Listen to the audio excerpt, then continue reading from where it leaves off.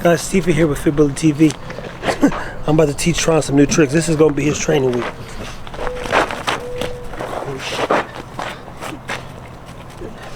And anywho, Jamarcus has got about a year under his belt now. I've been asked quite a few good questions in relationship to building a team and getting some people involved in whatever it is you got going on. I know that people are listening and learning, and respect to everybody who said, you know what, I got some messages before I stopped replying to messages. And also let me say this, I think one of the guys that saw me at the he says, man, I know you said you don't really like people or something. I said, no, you good, man. If you see me in real life, you good.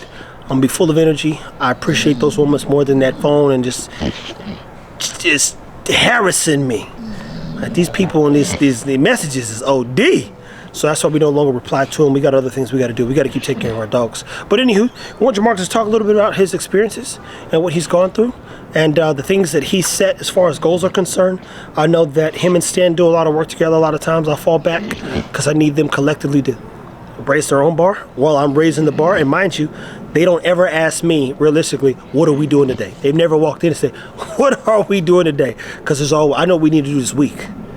I know it needs to happen every day, and I'm behind, realistically, on everything because we've been trying to get, that's why I got to get these puppies out of here. So, when you have a partner and business associates and affiliates, you got to know how to keep developing them, kind of help them align with what your vision is, set them some goals, and keep teaching them how to execute, and most importantly, make sure they learn as much as they can about dogs, because respectfully, we all got a lot to learn still. And even the best of them, including Chris and Ruben, will tell you they're learning stuff every day about their own dogs and even old bloodlines and everything that they're doing. So talk a little bit about what you've experienced and the things that, give them some words of encouragement. Well, as far as experience is concerned, it's been a very, very fun process. I think that's something that I've always taken for granted, is just having fun.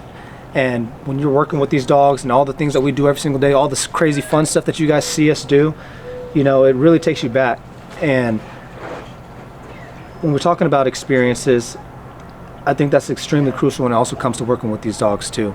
And it teaches you a lot in these processes. Working with Nala, from Nala to working with Gia to working with Tut, and now working with Junior.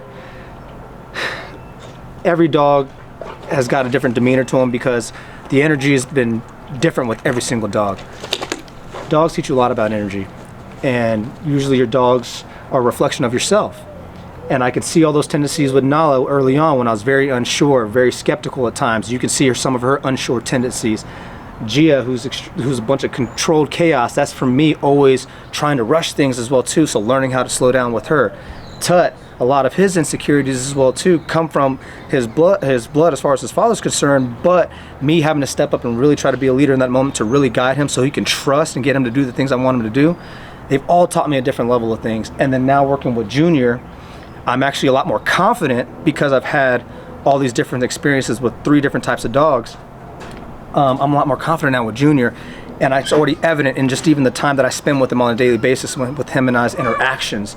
And he's confident in following me wherever I go, even when we go to Arbor Hill, doing things with him there, letting him interact with people, just really taking the time to slow down and be patient with his process, and knowing that just doing a little bit of time every single day. So far as an experience, it's been a very humbling, very patient, and very fun experience just in this past year. Guys, just keep in mind, I put one of the hardest dogs to deal with, which is Baloo, in Jamarcus' hands originally, and he didn't know what was happening there. No idea. I know how to play chess, though. I'm good at chess. And then you turn around, you give him a couple more challenging dogs. If it was easy, as they say, anybody would do it. If you are around me regularly, it almost seems as if I make things easy, but I can honestly say that my dad pushed me to a place of limitless. It's just like your state of mind, your capabilities, what you can achieve, communication. So I know to solve the problems quickly, because all we have in life realistic are a few moments. And one thing we can't do is live in our sorrow and the things that didn't happen. Hey man, that didn't happen. No, it didn't happen because you didn't do enough. You didn't even try.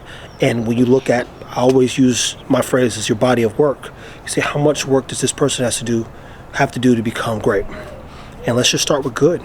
And unless you've dealt with all type of iterations of dogs, I've had the worst dogs, I've had the best dogs, I've had some terrible dogs, and I got some better dogs. There are dogs I've had that I had to give away because they were just so awful. That's the truth. Not every dog comes willing to work and learn. And I don't care how much patience you have.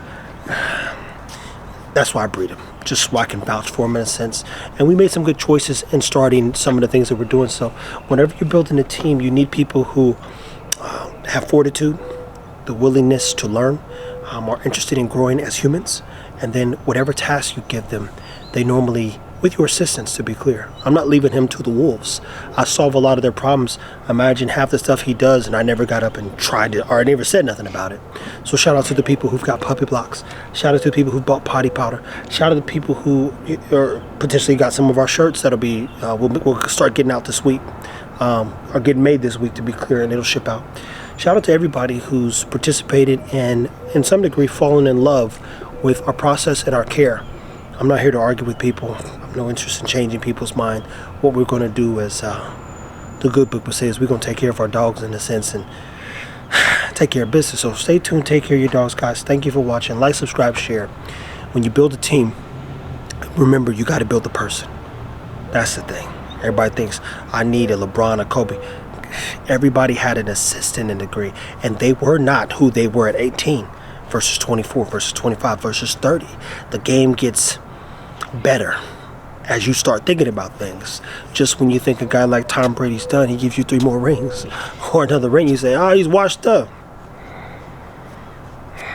Well, I know he know how to wash, but I don't know that he's washed up. So keep that in mind as you're doing anything. Don't manage your frustration in everything that you do, and pace yourself. And as always, take care of your dogs.